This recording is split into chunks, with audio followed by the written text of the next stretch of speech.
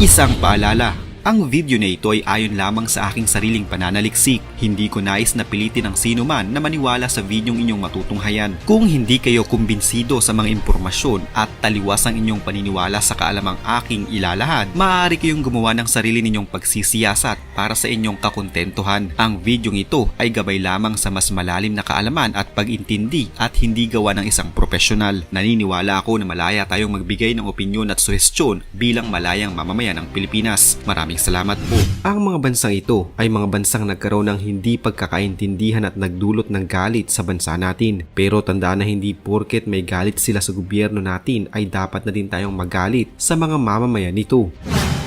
Una ay ang Hong Kong. Ang Hong Kong ay isang rehiyon na nakahiwalay sa mainland China kaya tinatawag din itong Hong Kong Administrative Region. Subalit dahil pinapatakbo ng Hong Kong ang kanilang lugar bilang isang independent country, kinokonsidera na din ito bilang isang bansa. Nagsimula ang hidwaan sa pagitan ng mga Pilipino at mamamayan ng Hong Kong noong mga dekada 70 at 80. Ito ay ang mga panahon na dagsa ang mga OFW sa Hong Kong, partikular na mga domestic helper, upang makahanap ng mas mataas na sweldo na ipangsusuporta nila sa kanilang pamilya dito sa Pilipinas. Napansin ng gobyerno ng Hong Kong ang paglaki ng bilang ng mga Pinoy na may trabaho sa bansa nila at pagtaas din ng bilang ng mga Chinese na walang trabaho. Ang pangyayaring ito ay naramdaman talaga ng bansang Hong Kong at ng mga mamamayan nito.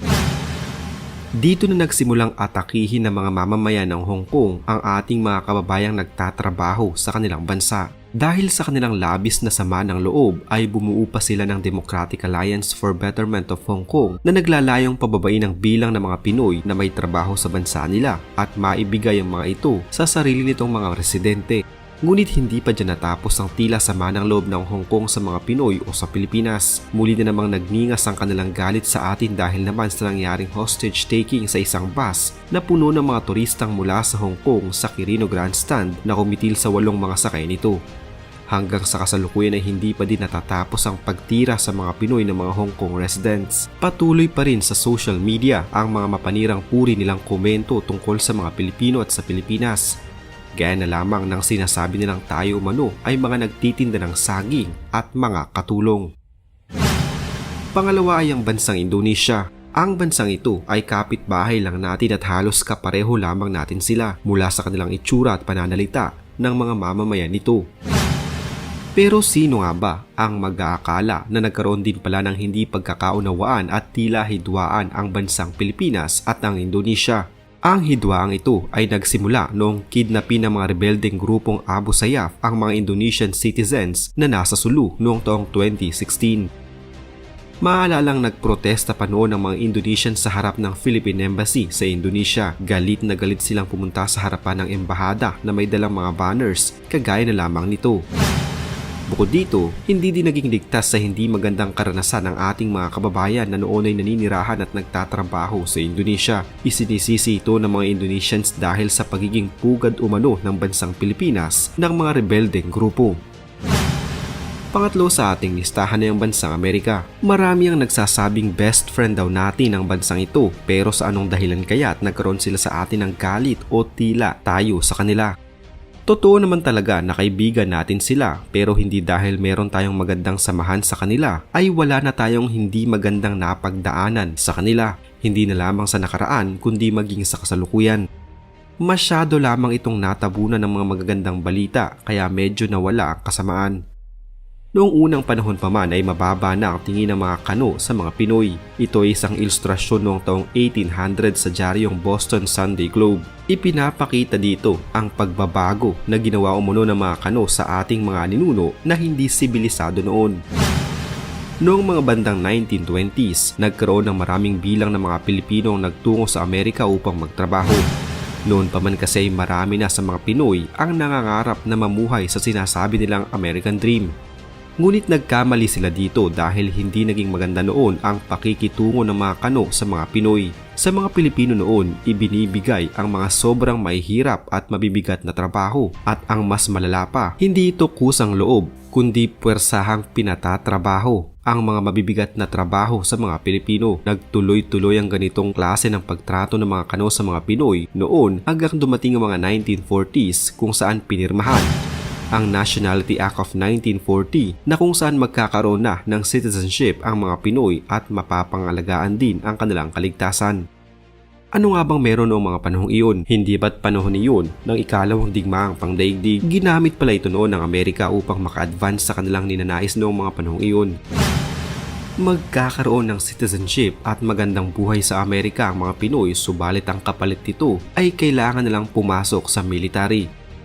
At kung iniisip ng marami na ang taong iyon ay naging hudyat ng tunay na pagtanggap sa atin ng mga Amerikano, ay hindi pala, dahil hanggang sa kasalukuyan may mga Kano pa din ang hindi magandang pakikitungo sa mga Pinoy.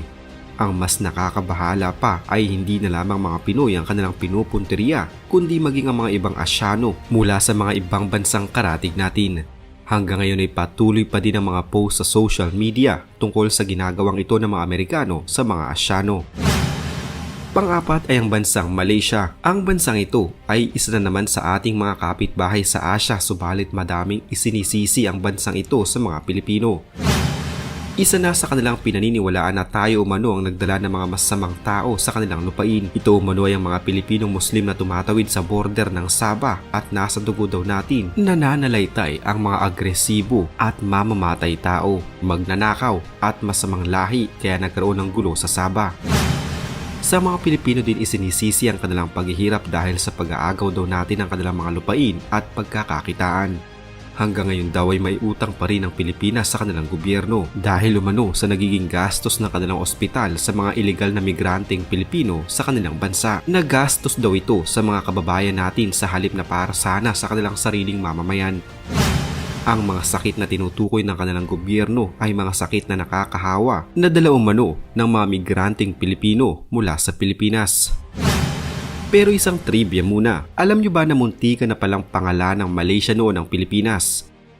Nagsimula ito sa kamalayang Panmalayan noong nagkaroon ng revolusyon laban sa mga Espanyol noong mga 1890s. Ang kaisipan na ito ay nagmula mismo sa itinuturing na utak ng himagsikan at dakilang lumpo na si Apolinario Mabini.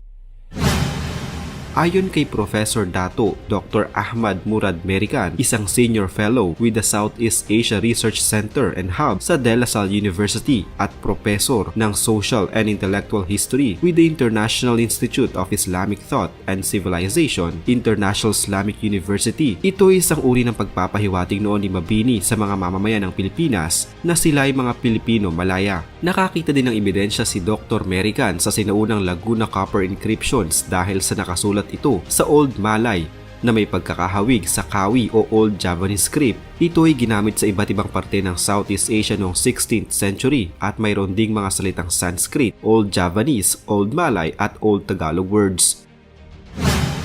Nagpapatunay lamang ito umano ng pagkakaroon ng kultura ng mga Malay noong unang panahon sa Pilipinas.